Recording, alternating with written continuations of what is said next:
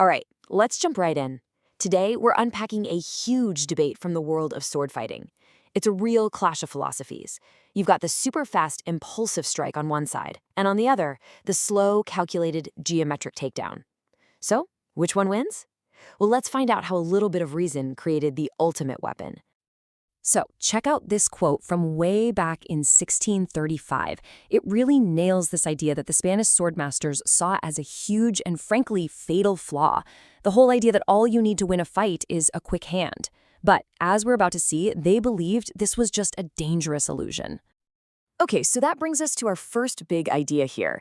We're going to break down this move called the estocada de puño. Now, on the surface, it looks fast, it looks decisive, but it's actually a total trap. The masters of the time saw it as reckless and, yeah, to put it bluntly, vulgar. So what is this thrust from the fist? Well, it's pretty much what it sounds like. Just imagine someone just jabbing their sword forward using nothing but their arm. No footwork, no body movement, just a raw, impulsive lunge. They're basically just hoping to get lucky and land a hit before the other person can even blink.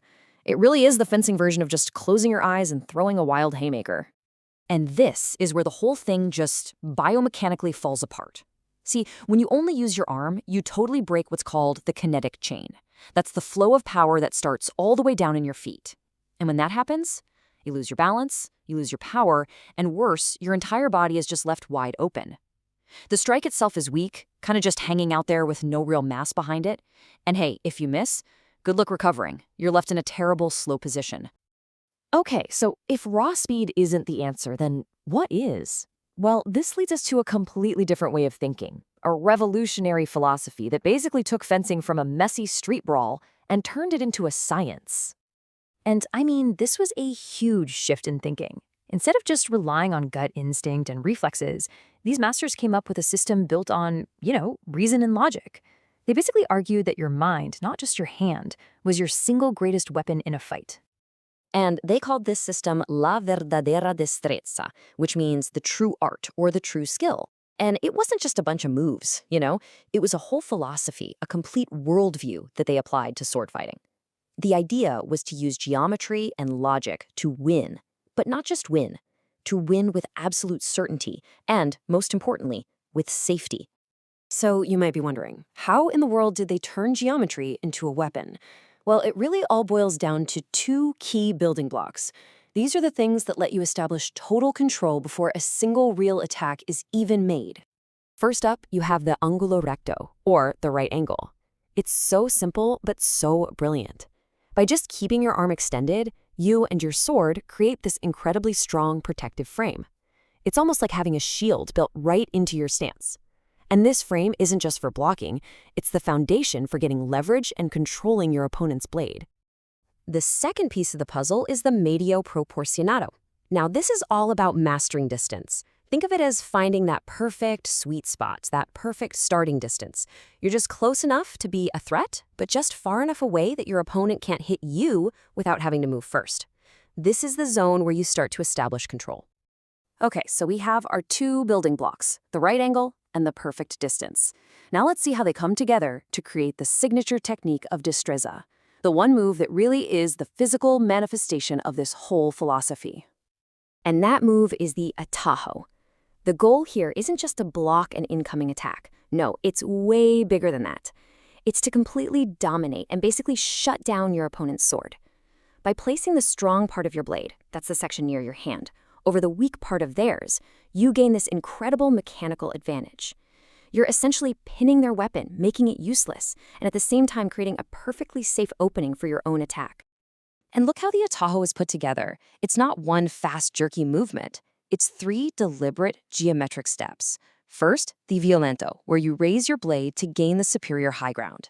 Second, you take a lateral step to the side. This gets you out of the direct line of attack and gives you a better angle.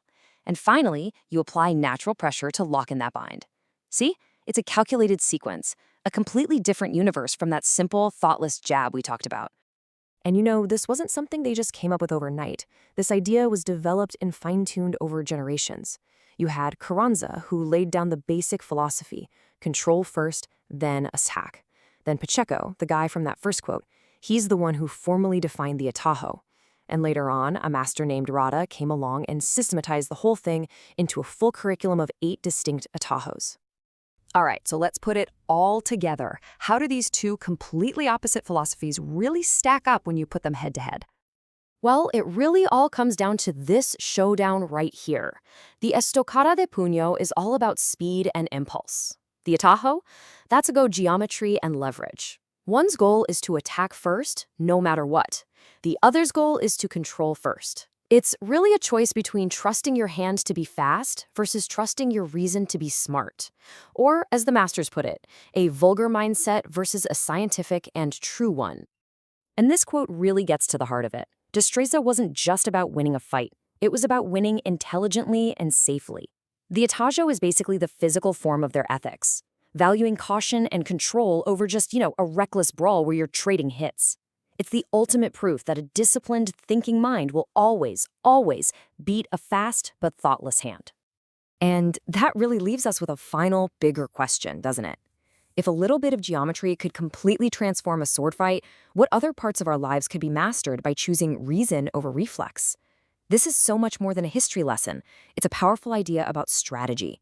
In a world that so often values speed above everything else, maybe the real secret to mastery is to slow down, to understand the geometry of the problem, and to choose control over chaos. Thanks for joining me for this explainer.